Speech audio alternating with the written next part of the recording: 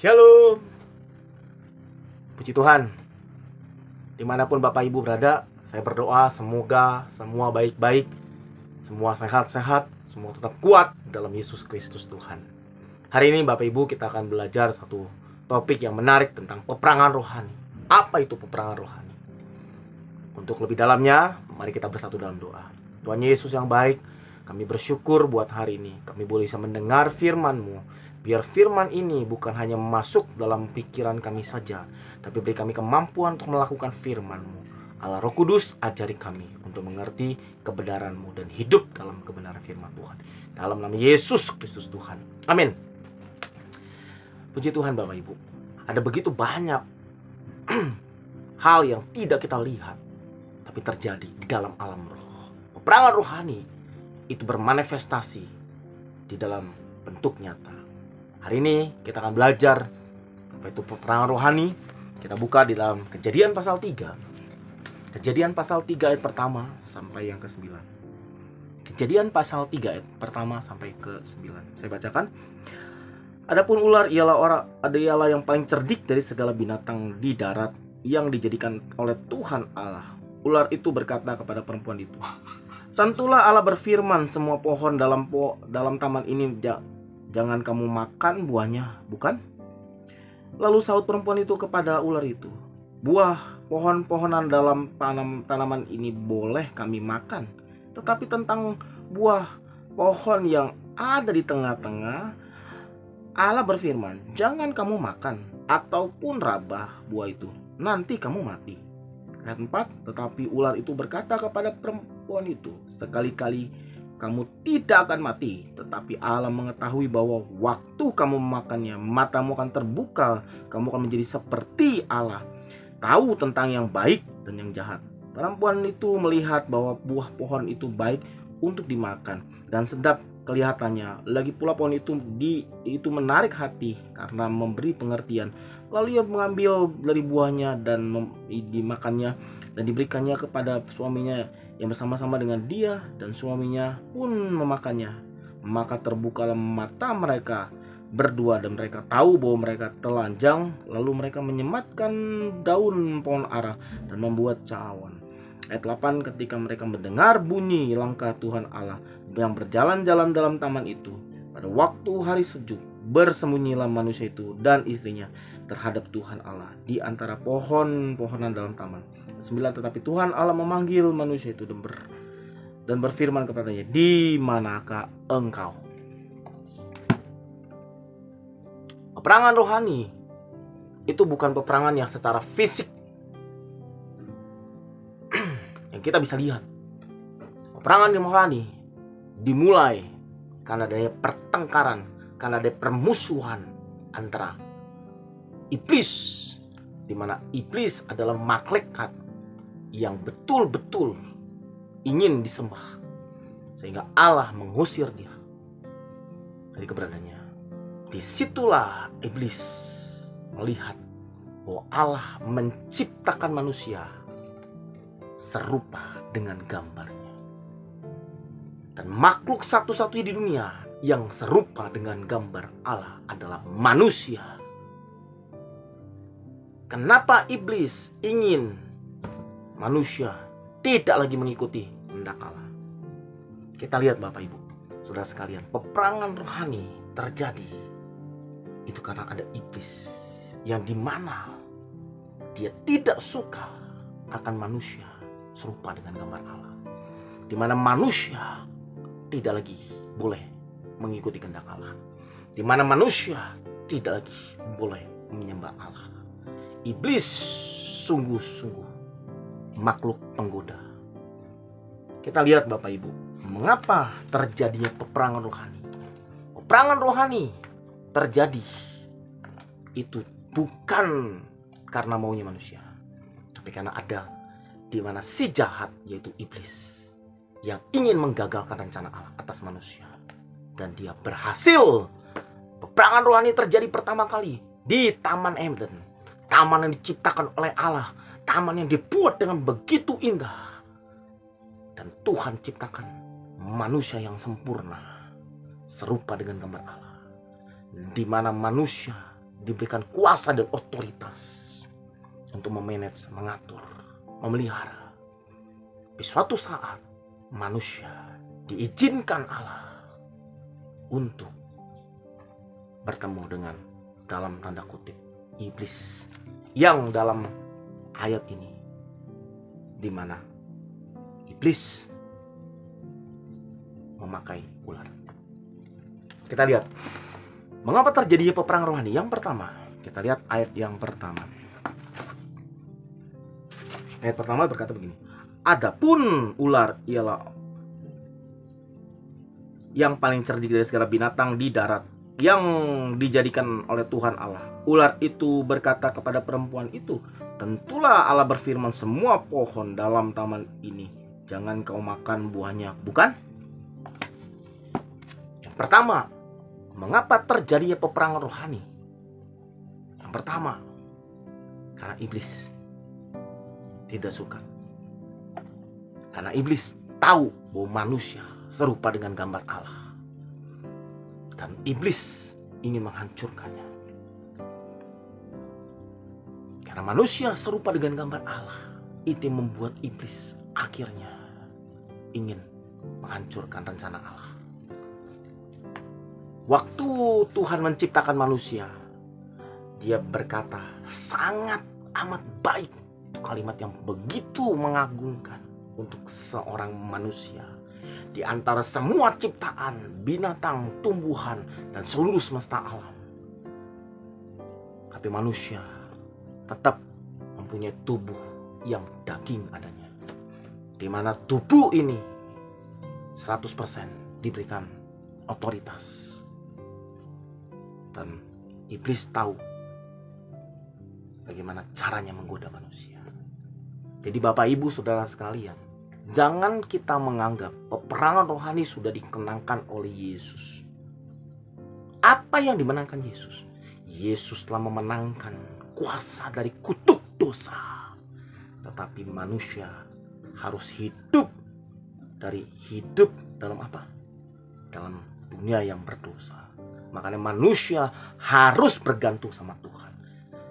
Terjadinya peperangan rohani di zaman sekarang, di mana manusia telah puas, saya telah diselamatkan, saya sudah terima Yesus, saya menjadi hamba Tuhan, saya telah memberikan sedekah kepada orang lain. Itu tidak membuat iblis gentar. Yang iblis sasar buat manusia adalah engkau manusia serupa dengan gambar Allah. Karena iblis tidak serupa dengan gambar Allah. Dan iblis tidak diciptakan dari tangannya Allah. Betapa kita harus sadar, peperangan rohani itu nyata. Yesus telah mengalahkan semua kuasa kutuk dosa.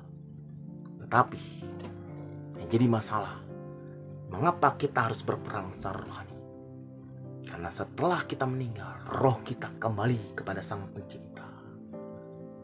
Dan berulang kali kita jatuh dalam dosa. Dan berulang kali kita sedang mengalami apa? Kelemahan iman. Di dalam kasat nyata yang tidak terlihat, iblis sedang membuat kita goyah. Disinilah terjadi peperangan rohani, di mana Hawa melihat dan berdiskusi dengan ular yang dipakai iblis untuk berbicara kepada Hawa. Jadi peperangan rohani yang pertama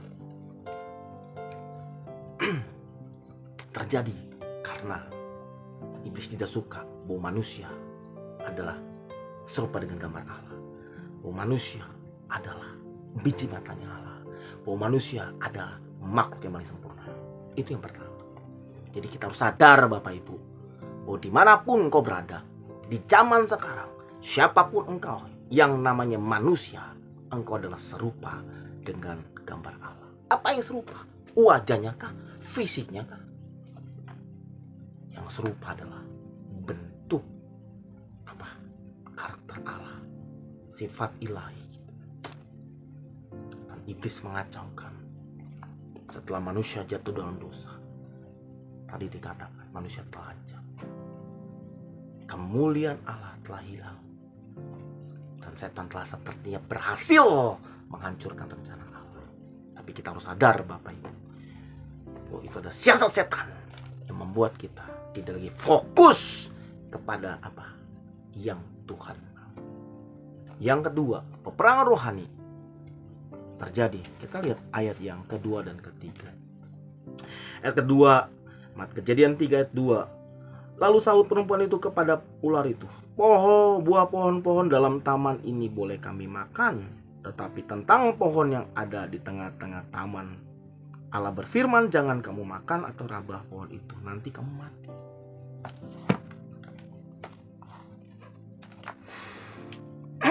Yang kedua, mengapa terjadinya peperangan rohani?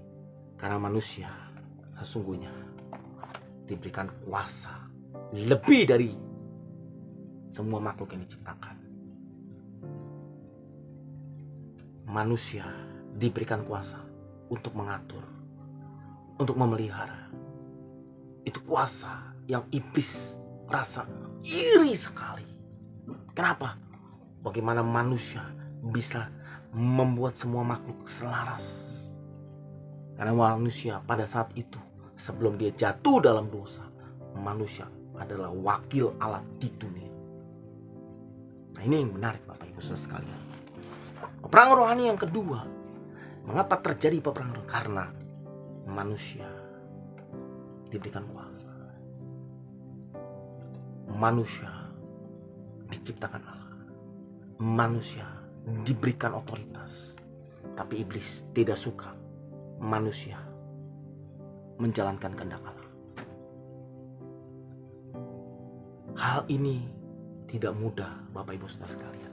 Kita lihat di zaman sekarang, berapa banyak manusia mau menjalankan kehendak Allah. Berapa banyak manusia mau terus mengikuti apa perintah Tuhan. Mengapa manusia zaman sekarang begitu mudahnya menganggap remeh hal-hal yang rohani? Contoh, mengapa setiap kita yang dalam tanda kutip sudah menjadi pengikut Kristus tidak lagi membaca firman Tuhan, tidak lagi merenungkan firman Tuhan, kita hanya datang cuma suatu rutinitas. Itu adalah senjata setan yang dibawa manusia tidak lagi boleh mengerti apa yang Tuhan mau. Setan dan kuasanya sedang menarik kita. Di dalam Yohanes 1 Yohanes dibilang gini, manusia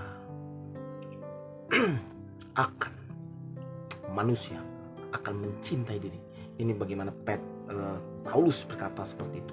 Manusia akhir zaman, manusia akan mencintai dirinya sendiri. Tapi di dalam Yohanes 1 Yohanes berkata, keinginan mata, keinginan daging, keinginan keangkuhan hidup, itulah hal-hal yang menentang pengenalan akan Allah.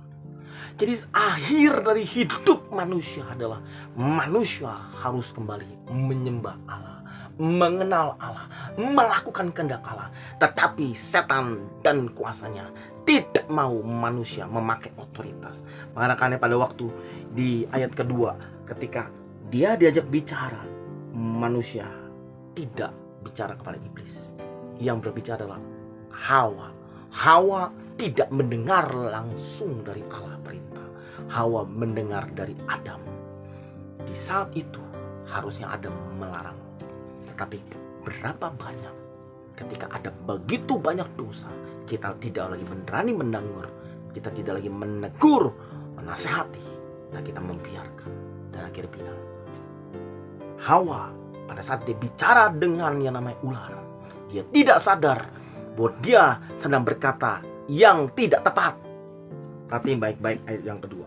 Sahut perempuan itu kepada ular, buah pohon-pohon dalam taman ini boleh kami makan, tetapi tentang buah pohon yang ada di tengah-tengah taman, Allah berfirman, jangan kamu makan atau rabah, nanti kamu makan. Tidak ada kata rabah. Jangan kamu makan, sentuh pun tidak. Ketika manusia dialog dengan iblis, dialog dengan sang penggoda, seringkali kita jatuh. Inilah senjata setan. Dia menggoda bukan karena senjata yang kelihatan, tapi yang tidak terlihat di dalam pikiran. Makanya ketika Yesus ada di dunia, kalau kamu melihat wanita dan pikiranmu, kamu telah berdosa. Standarnya Allah tentang dosa itu bukan, oh ini dosa besar, nggak ada. Kamu tidak melakukan firman Allah, kamu tidak tunduk pada firman Allah, kamu berkata yang salah, kamu telah berdosa. Dan setan tahu bagaimana akhirnya. Dia pakai senjata itu, dia muter balikan kata-kata dengan sepertinya dia mendukung apa yang Allah lakukan. Tapi di akhir dari maksud, dia ingin manusia semua jatuh dalam dosa, jatuh dan manusia lupa sama sang penciptanya. Berapa banyak manusia di zaman sekarang tidak lagi percaya sama Tuhan, tidak lagi mengandalkan Tuhan. Kenapa? Karena dunia ini telah dibuat begitu sibuk, dunia ini sedang dibuat begitu nyaman, sehingga manusia tidak lagi mau mengandalkan Tuhan. Hati-hati Bapak Ibu dan saya, kalau kita tidak lagi mau membaca firman, kalau kita tidak mau menyembah Tuhan, mengagungkan Tuhan, melakukan firman Tuhan, hati-hati. Engkau telah masuk dalam jebakan iblis yang akan membuat engkau akhirnya tidak sadar engkau telah jauh daripada Tuhan. Dan ketika engkau sedang jauh daripada Tuhan, tidak ada lagi perkataan firman yang mengingatkan engkau. Kembalilah. Kembalilah engkau yang berdosa. Kembalilah engkau yang telah jatuh. Kembalilah engkau yang sedang letih lesu.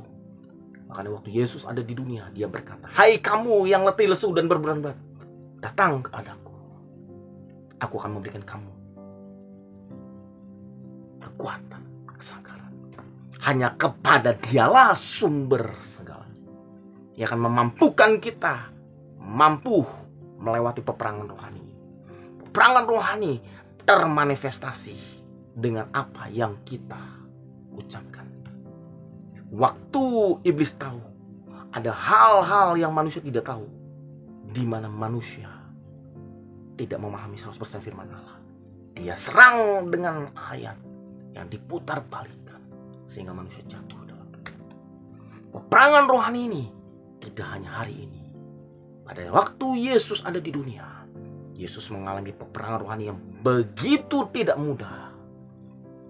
Kalau kita baca dalam Matius pasal 4, Yesus diserang karena Yesus pakai tubuh manusia, tubuh yang bisa jatuh dalam dosa. Tapi Yesus tidak jatuh dalam dosa dan tidak berbuat dosa, sehingga setan pakai firman, ada tertulis, ada tertulis. Allah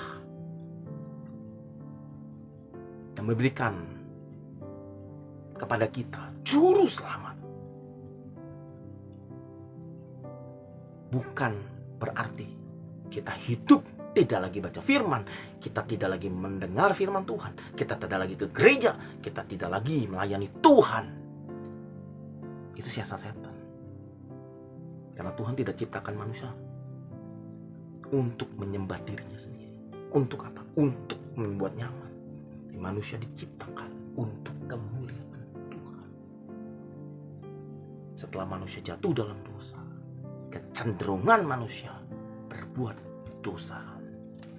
Dan dosa definisi zaman sekarang itu hal yang kelihatan.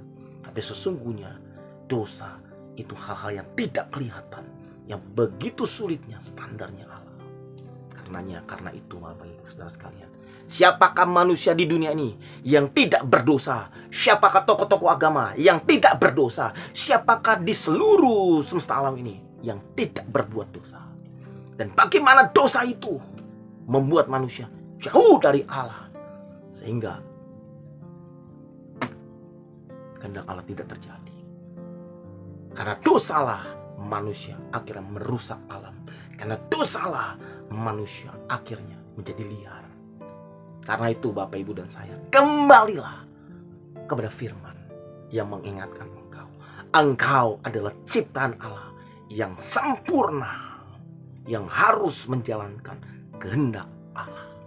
Bukan kehendak kita, bukan kemauan setan, tapi kemauan Tuhan. Saat ini pertanyaan, Bapak Ibu Saudara sekalian,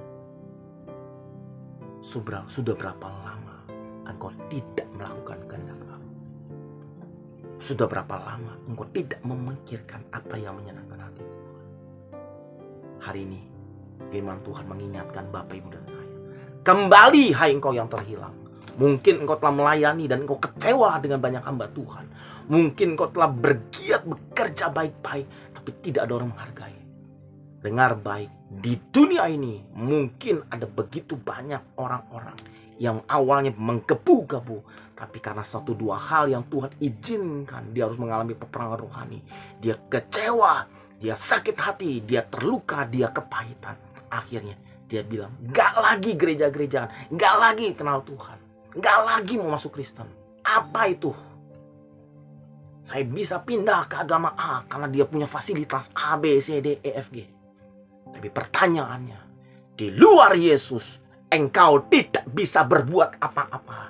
Di luar Yesus tidak ada keselamatan. Kalau saya hari ini percaya, bukan karena saya hebat, tapi karena kasih karunia. Karena itu Bapak Ibu, sadar engkau sedang masuk dalam peperangan rohani yang dimana setan sedang membuat kita tidak lagi mau menyenangkan Tuhan.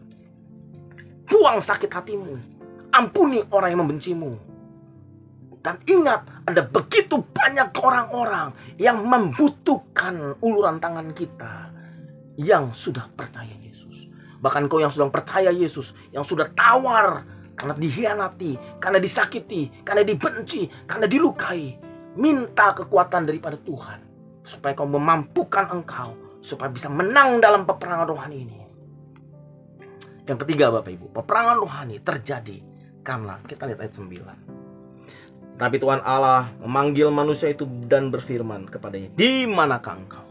Yang ketiga, mengapa terjadi peperangan rohani?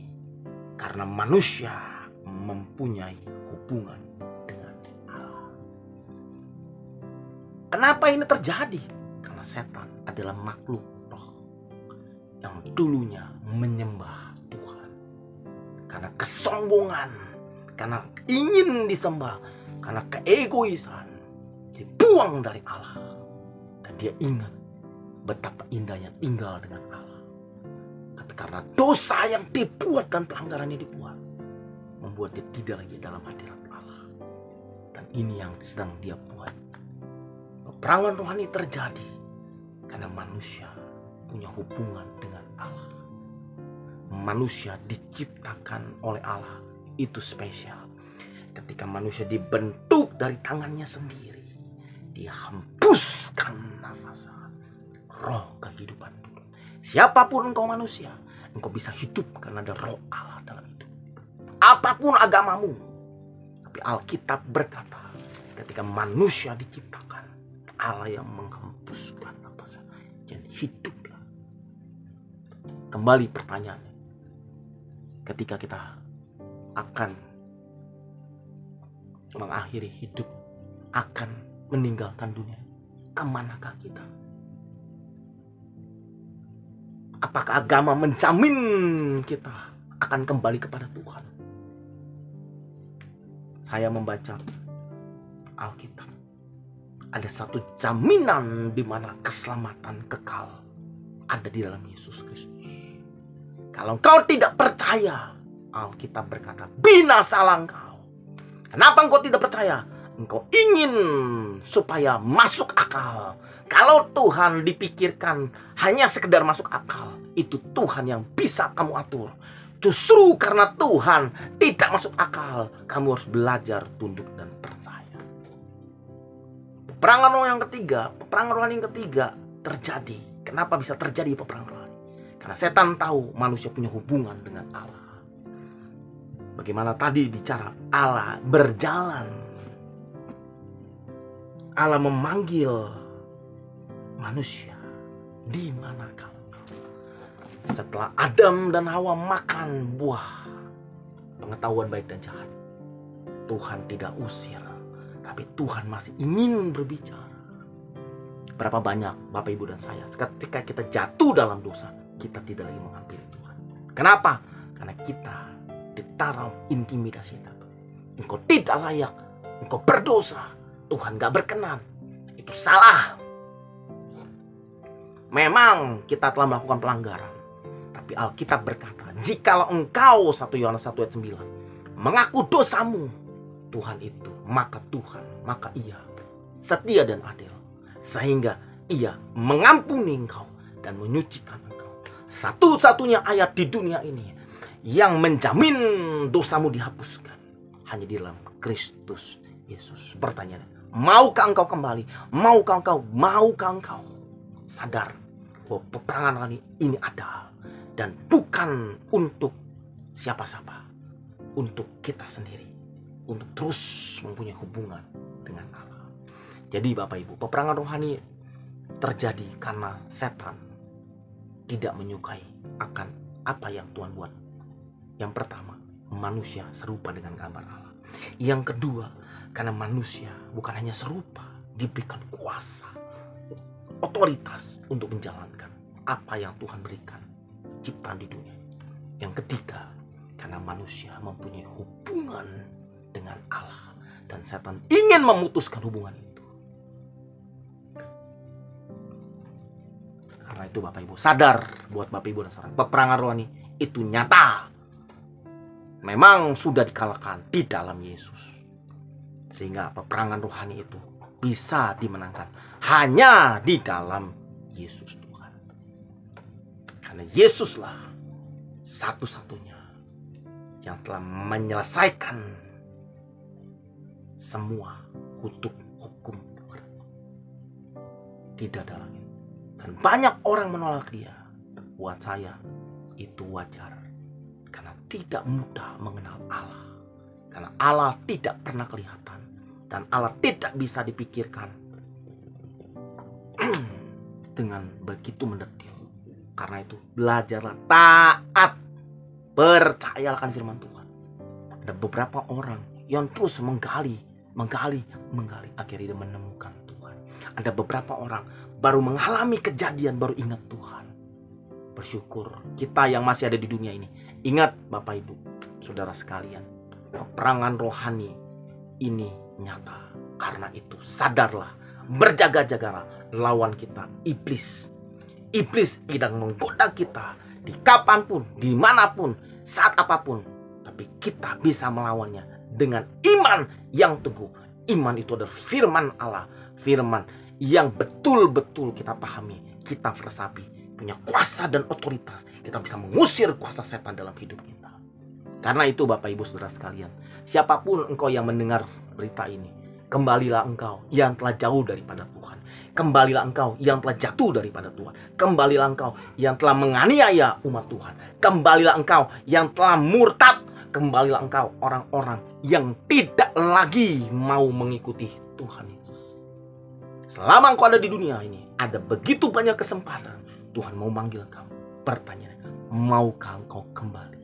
Maukah engkau kembali kepada Bapamu yang begitu cinta akan manusia yang berdosa? Dia turun ke dunia untuk seorang manusia, saya dan Bapak Ibu. Dia ingin terus bersekutu dengan kita, tapi seringkali kita tidak mau. Kenapa? Karena ada dosa yang terus seumur hidup kita harus perjuangkan. Tapi kita bersyukur Bapak Ibu, di dalam kekristenan kita diberikan Allah Roh Kudus yang memberikan kita pencerahan, iluminasi untuk mengenal kebenaran, untuk mengerti tentang Tuhan. Karena itu Bapak Ibu, kembalilah. Mari kita berdoa. Tuhan, terima kasih buat firman. Sesungguhnya peperangan rohani ini bukan maunya manusia, tapi karena ada si jahat yang ingin menghancurkan rencana Allah. Buat kami semua sadar bahwa peperangan rohani ini nyata. Karena setan ini ingin terus berulang kali mencoba supaya manusia tidak lagi mau percaya, tidak lagi mau mengasihi Tuhan, tidak lagi mempunyai hubungan. Tolong kami semua Tuhan. Beri kami kemampuan untuk bisa melewati peperangan rohani hari demi hari, detik demi detik. Karena ada begitu banyak serangan-serangan yang kami tidak sadar, tiba-tiba kami rapuh, kami rayu, kami tidak lagi sanggup. Tapi kami bersyukur karena melalui Yesus Kristus kami diterima apa adanya. Kami dicintai, kami dipeluk, kami diterima, kami dikasih. Terima kasih buat firman-Mu. Aku berdoa buat setiap siapapun yang menonton, yang mungkin sedang mengalami kesedihan, yang mungkin sedang mengalami hal-hal yang buruk, mungkin mengalami hal-hal yang tidak lagi punya pengharapan. Aku berdoa di dalam nama Yesus Kristus Tuhan, biar kasih Tuhan menyentuh, menyembuhkan, memulihkan, sehingga kami kembali kuat berjalan dalam kehendak. Apabila setiap umat-Mu yang sedang mengalami sakit penyakit, tolong Tuhan, sembuhkan, pulihkanlah, supaya mereka menjadi saksi Tuhan, menceritakan kebaikan Tuhan kepada banyak orang. Terima kasih Bapa, aku letakkan semua doa ini dalam tangan-Mu, dalam nama Yesus Kristus Tuhan. Amin. Puji Tuhan Bapak Ibu, terima kasih Bapak Ibu telah mendengarkan kebenaran firman Tuhan. Kebenaran ini buat kita semua. Marilah kita menjadi pelaku firman Tuhan. Terima kasih Bapak Ibu telah mensupport kami dengan cara like, subscribe, dan membagikan channel ini sebanyak-banyaknya. Kiranya ini menjadi berkat buat banyak orang. Kami tetap membuka layanan konseling secara gratis. Bapak Ibu menelpon, menghubungi nomor yang ada di layar kaca Bapak Ibu. Apapun permasalahan Anda, mungkin Anda mau konseling, mau ceritain, mau didoakan pengusiran roh jahat, silakan Bapak Ibu hubungin. Dan kami siap akan membantu. Terima kasih Bapak Ibu. Tuhan Yesus berkati. Shalom. Hidupku kepadamu Tuhan, untuk kemuliaan-Mu ku berikan hidup ini sebagai persembahan yang berkenan